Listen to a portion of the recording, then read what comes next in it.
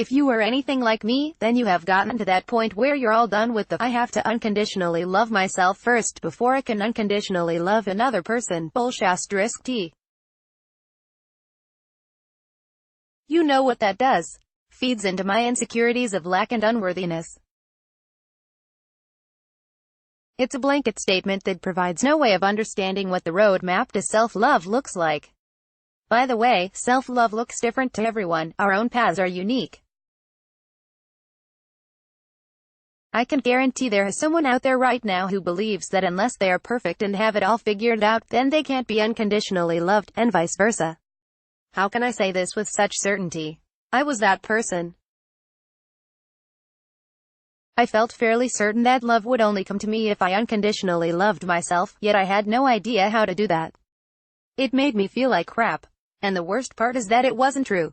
I had to be willing to receive unconditional love. I was great at giving unconditional love but horrible at receiving any kind of love. I mean, like, I had a brick wall with a door around my heart at all times. I opened the door to let love out, but rarely let love in.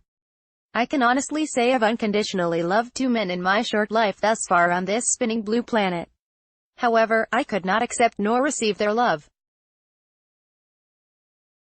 And I definitely did not know how to effectively communicate, which ultimately contributed to the ending of these relationships. Why? What was holding me back? Fear. It stole my voice and kept me trapped in an endless cycle of pain and self-ridicule for most of my life. Fear isolated and disconnected me from myself, others, and the world. But where did this fear come from? How did it get here? And why won't it just go away? Fear, although a common thread amongst people, is different for everyone and is rooted in something, most commonly from childhood. The key is getting to the where and why. Fear loves hiding in our shadow, dark side, or subconscious. I like to refer to mine as the dank, dark corner of my inner psyche that few dare to tread. But trust me, there are just as many golden nuggets of wisdom hidden in the dark as there are in the light. I just had to be willing to step into the dark to find them. You can't communicate or heal what you aren't willing to see, hear, or feel. How could I communicate what I wanted or needed to another person if I didn't even know what I wanted or needed? Or better yet, whether that want or need was rooted in truth or fear.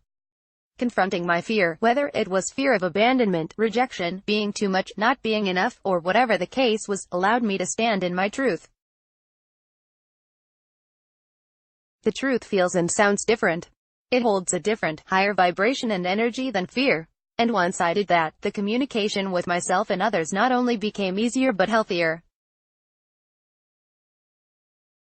The communication is more honest, fulfilling, and intimate.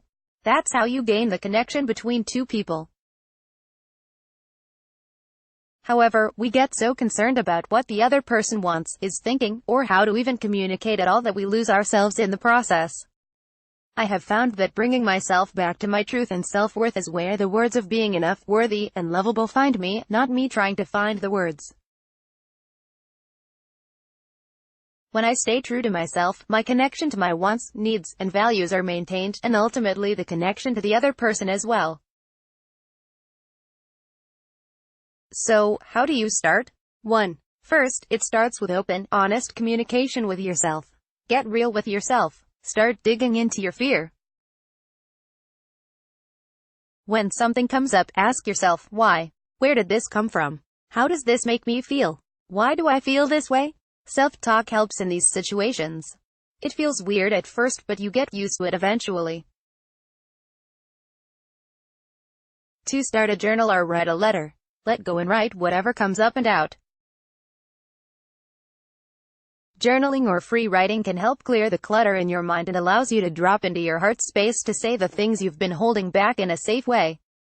Think of it as practice before speaking your words into existence. Same goes for a letter. It helps you flush out what you want to say to the person, without actually sending it. 3. Speak to a trusted friend, family member, mentor, or spiritual advisor. The caveat to this is to make sure you speak to someone who will keep it real with you and provide honest feedback. No small talk. Save that for work functions. Get into your heart and out of your head. It gets in the way. When I started speaking from my heart, it changed all my relationships and strengthened our connections.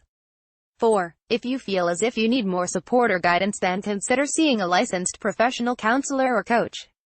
Cognitive behavioral therapy changed my life. It was like learning an entirely new language while simultaneously digging into my traumas. I also worked with 2 coaches who taught me how to get out of my own way. The key to all of this is to get talking. It won't be easy at first. You will most likely feel uncomfortable and make mistakes, but that's how you learn, grow, and change. You won't find the gold or root cause of your fear by staying mute. Remember, everyone is perfectly imperfect, including the person you've been eyeing. So just start communicating with yourself first. Ask yourself, what do I truly want and or need right now? What do I value? The person inside yourself is waiting for you to ask. Your inner voice or intuition may have even been screaming at you for years, but you weren't listening. That was me. The confronting part about all this is being open to receiving what you hear without judgment. Once you do that, you'll find yourself more aligned with your truth and at ease.